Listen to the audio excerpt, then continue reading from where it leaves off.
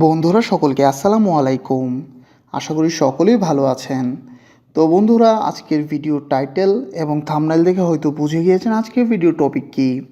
তো বন্ধুরা, আজকের ভিডিওতে আমি আপনাদেরকে দেখাবো কিভাবে আপনারা আপনাদের স্লো অ্যান্ড্রয়েড ফোনকে খুবই ফাস্ট করতে পারেন।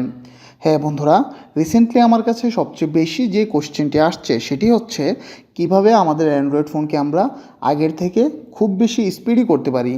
তো বন্ধুরা, এই বিষয়টি দেখার জন্য অবশ্যই আমার এই ভিডিওটি সম্পূর্ণভাবে দেখবেন। তো বড় মতো দেখছেন জিরোটা টিউব, সাথে আছে আমি নাদিম। তো চলুন শুরু করা যাক। তো বন্ধুরা, অনেক সময় দেখা যায় কি আমরা আমাদের ফোন থেকে অনেক অ্যাপস কেটে ফেলি এবং কেটে ফেলার পরে আমরা ভাবি এই অ্যাপসটি বুঝি আমাদের ফোন থেকে চলে গিয়েছে। কিন্তু বন্ধুরা, মূলত এই অ্যাপসটি কিন্তু আমাদের ফোনেই কোনো এক জায়গার মধ্যে রয়ে যায়। যেমন বন্ধুরা, আমি আমার ফোন থেকে এখন যে কোনো একটি অ্যাপস আনইনস্টল করে আসলে দেখাচ্ছি। আমি জাস্ট এখান থেকে ইমেজ ক্রপ যে অ্যাপসটি রয়েছে এটিকে আনইনস্টল করছি।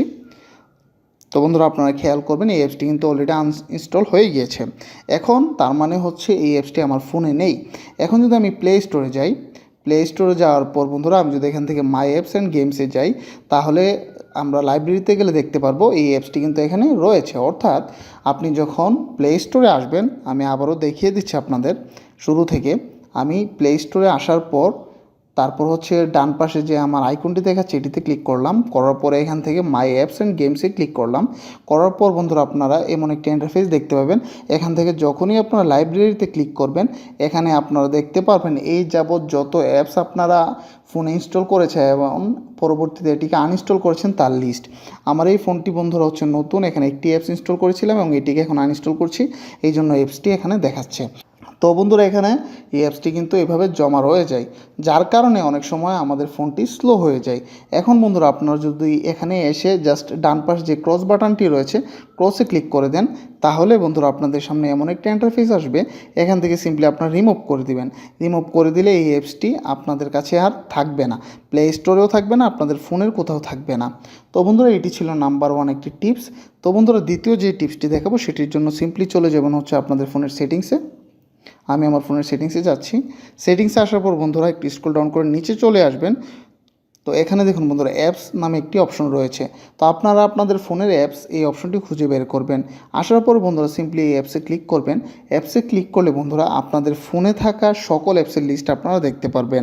তো বন্ধুরা, এখান থেকে আপনারা যে কাজটি করবেন সেটি হচ্ছে যেই অ্যাপসটি আপনাদের কাস্টমাইজ করা দরকার, অর্থাৎ আপনি মনে করছেন যে এই অ্যাপসটির মধ্যে অনেক কিছু প্রয়োজন নেই। তো বন্ধুরা, এখান থেকে আমি জাস্ট হোয়াটসঅ্যাপ এই অ্যাপসটিকে ক্লিক করলাম। হোয়াটসঅ্যাপে ক্লিক করার পর আমার সামনে হোয়াটসঅ্যাপের ইন্টারনাল কিছু ডাটা চলে এসেছে। এখান থেকে বন্ধুরা সিম্পলি আমি যদি পারমিশনে যাই, তাহলে এখানে দেখতে পারবেন অ্যালাউডে কিছু পারমিশন দেওয়া রয়েছে। অর্থাৎ হোয়াটসঅ্যাপকে আমি call logs, camera, contacts, SMS, storage এগুলো অ্যাক্সেস দিয়ে রেখেছি। তো এখান থেকে যদি আপনার মনে হয় কোনো অ্যাক্সেস হোয়াটসঅ্যাপের বা যে অ্যাপসটির কাস্টমাইজ করতে চাচ্ছেন ওই অ্যাপসের কোনো ধরনের পারমিশন দরকার নেই, তাহলে এটিকে এখান থেকে আপনারা সরিয়ে দিতে পারেন। যেমন আমি মনে করছি আমার হোয়াটসঅ্যাপের মধ্যে আপাতত SMS-এর কোনো পারমিশন প্রয়োজন নেই। তো সিম্পলি এখান থেকে SMS-এ ক্লিক করলাম। SMS-এ ক্লিক করার পর জাস্ট ডিনাই করে দিলাম। ডিনাই করে ব্যাক করে চলে আসলাম। দেখুন এখানে SMS-টি কিন্তু ডিনাইডে চলে গিয়েছে। অর্থাৎ যেই অ্যাপসের যে ধরনের পারমিশন দরকার ঠিক সেই ধরনের পারমিশন দিয়ে রাখবেন। তাহলে বন্ধুরা দেখতে পারবেন আপনার ফোনটি খুব কম ব্যাটারি নিচ্ছে এবং আপনার ফোনটি আগের থেকে খুব বেশি স্পিডি হয়ে যাচ্ছে।